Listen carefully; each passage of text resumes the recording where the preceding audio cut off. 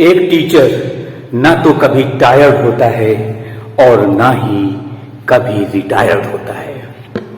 एक टीचर हमेशा अपने स्टूडेंट्स के लिए अवेलेबल होता है और उन्हें वैल्यूएबल बनाता है। नमस्कार, मैं हूं अरुणेश कुमार। आप देख रहे हैं यंग तरंग, सच की आवाज दिवस स्पेशल। इस कार्यक्रम में आज बात शिक्षक दिवस की, टीचर्स डे की, और वो इसलिए क्योंकि आज 5 सितंबर है। हर साल 5 सितंबर को टीचर्स डे हमारे देश में मनाया जाता है। क्या है इस दिवस का इतिहास, किसके नाम पर यह मनाया जाता है, और सबसे बड़ा सवाल कि डिजिटल इंडिया के इस दौर में, गूगल गुरु के इस दौर में टीचर्स की क्या दशा है और दिशा है, ये सब हम आपको अपने इस वीडियो में बताने वाले हैं। आप बने रहिए हमारे साथ और देखते रहिए यंग तरंग, सच की आवाज।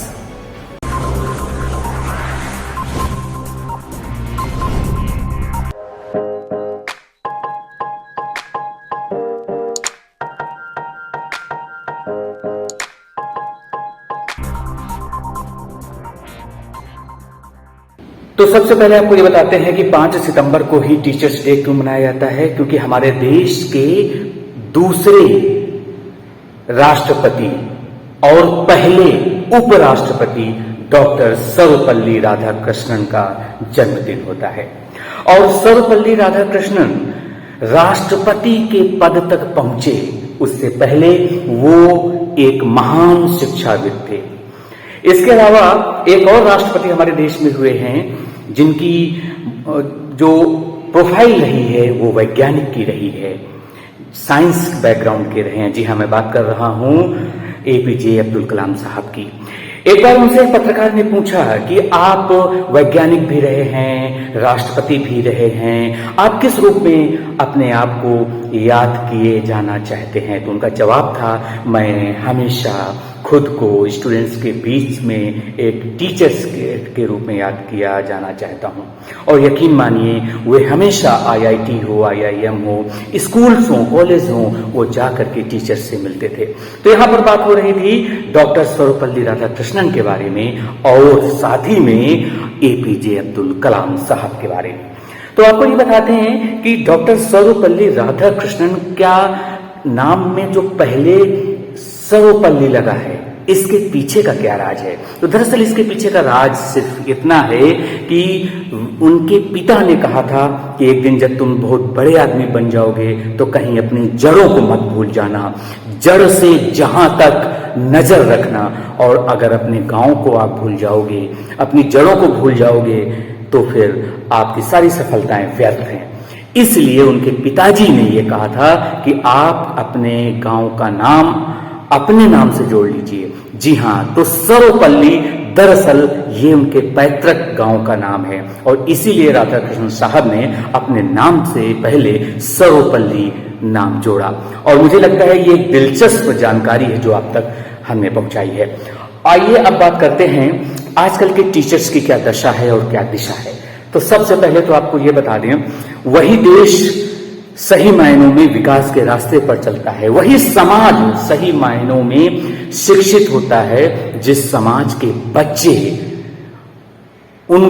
बच्चों को अच्छी एजुकेशन मिलती है। इसलिए भले ही हमारे देश में टीचर्स के प्रोफेशन को बहुत अधिक महत्व न दिया जाता हो जितना कि इंजीनियर्स, डॉक्टर्स या फिर किसी और प्रोफेशन को दिया जाता है, लेकिन यकीन मानिए, teaching is a profession which is the mother of all professions. जी हाँ, ये अध्यापन एक ऐसा क्षेत्र है जो सभी क्षेत्रों की जननी के रूप में कहा जा सकता है। आप किसी भी फील्ड में अपना करियर बनाइए, लेकिन आपको कोई ना कोई टीचर जरूर पढ़ाएगा, कोई ना कोई आपको ट्रेनिंग जरूर देगा, तभी आप अपने उस फील्ड में सफल हो पाएंगे।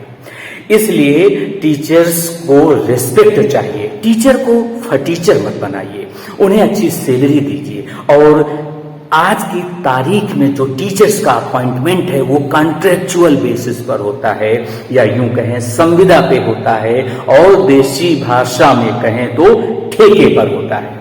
तो ठेके पर अगर नियुक्त होंगे टीचर्स तो ठेंगे पर रहेगी शिक्षा व्यवस्था। हमें इस व्यवस्था को बदलना होगा।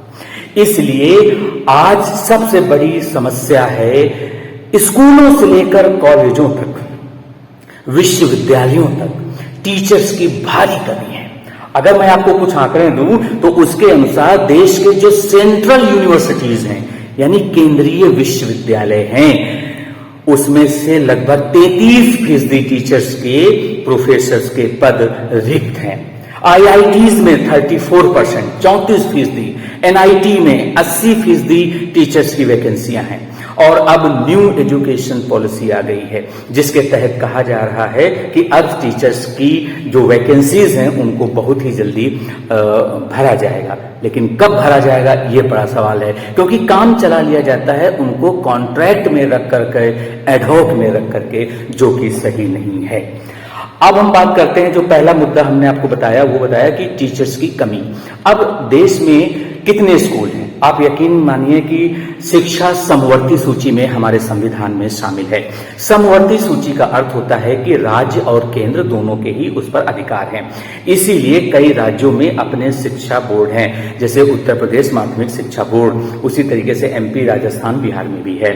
अब तो दिल्ली ने भी, दिल्ली की केजरीवाल सरकार ने भी दिल्ली का एक शिक्षा बोर्ड बनाया है। तो लगभग 15 लाख से ज्यादा स्कूल हैं। दिल्ली का स्कूल जो सिस्टम है वो फिर भी अन्य राज्यों के कंपैरिजन में अच्छा माना जाता है। और आइए अब आपको बताते हैं कि टीचर्स के सामने समस्याएं क्या हैं। बहुत सी समस्याएं हैं। पहली समस्या सरकारी टीचर्स के बारे में बात करते हैं। टीचर का काम क्या है?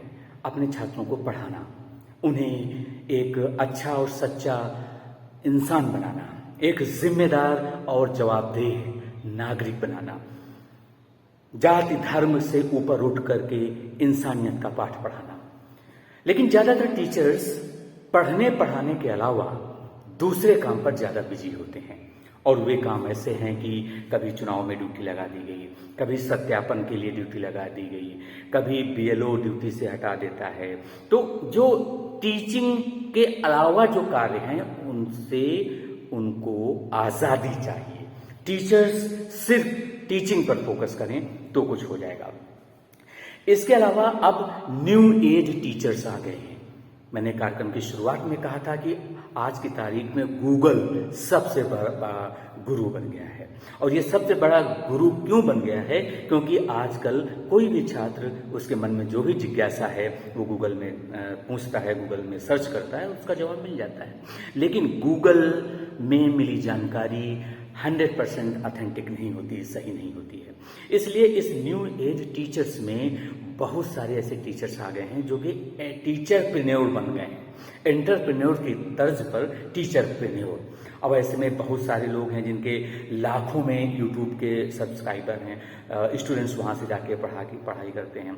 इसके अलावा न्यू एज टीचिंग टेक्निक आ गई है। खासतौर पर कोरोना ने टीचर्स के बहुत उनकी वैल्यू बढ़ा दी है, उनकी मेहनत बढ़ा दी है, क्योंकि पढ़ने और पढ़ाने के तरीकों में बदलाव कोरोना ने ही हमें सिखाया है। ऑनलाइन टीचिंग आ गई है, ऐप के माध्यम से टीचिंग हो रही है, यूट्यूब से लोग पढ़ाई कर रहे हैं। इसलिए जो परंपरागत टीचर्स हैं, ट्रेडिशनल टीचर्स हैं, उनको भी अब इस न्यू एज टेक्नोलॉजी के साथ में अपने आप में बदलाव लाना होगा। इसके अलावा एक और समस्या है कि आज की तारीख में टीचर्स का मान सम्मान लगातार कम होता जा रहा है। स्टूडेंट क्या जो संस्कार हैं वो घर से मिलते हैं, माता पिता से मिलते हैं और टीचर से मिलते हैं। लेकिन यहाँ पर पिटते भी हैं टीचर तो पीटते भी हैं टीचर। और ऐसा क्यों होता है, इसके 2-4 एग्जाम्पल दें। पहला वो जमाना हुआ करता था जब कहते थे गुरु गोविंद दोनों समान हैं, और बल्कि गुरु का महत्व गोविंद से ज्यादा है। लेकिन अब कुछ ऐसे कलयुगी टीचर हैं जो अपने बच्चों को बहुत ज्यादा मारते हैं, पीटते हैं, जो कि सही नहीं है। तो वहीं पर ऐसे भी स्टूडेंट्स हैं, खासतौर पर कॉलेजों में, यूनिवर्सिटीज में, कि अगर किसी टीचर ने उनको डांट दिया, उनके भले के लिए डांट दिया, तो वो उन टीचर के साथ बदतमीजी करते हैं, उनके साथ मारपीट करते हैं। इसलिए ये भी सब सही नहीं है। अब यहाँ पर आपको हम ये बताते हैं कि जो हमारे देश में टीचर्स की कमी है उसको दूर करने के लिए सरकार क्या प्रयास कर रही है। सरकार कह तो रही है कि लगातार केंद्रीय विश्वविद्यालयों में हो, राज्य के विश्वविद्यालयों में हो, उसमें विज्ञापन निकाला जाएगा और उनकी भर्ती की जाएगी। सरकार ने प्रोफेसर ऑफ प्रैक्टिस की एक नई पद बनाया है कि जो इंडस्ट्री के लोग हैं उनको भी प्रोफेसर बनने का मौका मिलेगा। इसलिए मुझे लगता है कि टीचर एक बहुत ही अच्छा प्रोफेशन है और इसमें सबको आना चाहिए और योग्य होना चाहिए, क्योंकि आप किसी के जीवन का निर्माण करते हैं, किसी की जिंदगी बनाते हैं। और सिर्फ यही एक ऐसा प्रोफेशन है जहां पर गरीब से गरीब माता पिता हो या अमीर से अमीर पेरेंट्स हो, वे अपने बच्चों को अपनी तरफ से भेजते हैं। कोई पुलिस के पास नहीं जाना चाहता, कोई वकील के पास नहीं जाना चाहता, लेकिन हर कोई टीचर्स के पास जाना चाहता है ताकि उनका करियर अच्छा बने, उनका फ्यूचर अच्छा बने। इसलिए टीचर्स को रिस्पेक्ट दीजिए, सम्मानजनक सैलरी दीजिए और उनसे सिर्फ पढ़ने का ही काम कराइए, पढ़ाने का ही काम कराइए, दूसरे काम दूसरे लोगों से कराइए। तो आज के इस वीडियो में फिलहाल इतना ही। आपको हमारा ये वीडियो कैसा लगा आप अपना फीडबैक कमेंट बॉक्स में जरूर दीजिए और आपके अपने अनुभव क्या कहते हैं, स्टूडेंट लाइफ को लेकर आपकी क्या यादें हैं, आपके फेवरेट टीचर्स कौन से रहे हैं, इसके बारे में भी आप कमेंट करके बता सकते हैं। साथ ही हमारे चैनल को लाइक, शेयर और सब्सक्राइब भी कीजिए और ज्यादा जानकारी के लिए आप हमारी वेबसाइट youngturn.news.com पर भी जा सकते हैं। तो आज के लिए इतना ही। एक बार फिर आप सभी को शिक्षक दिवस की अनेकों शुभकामनाएं।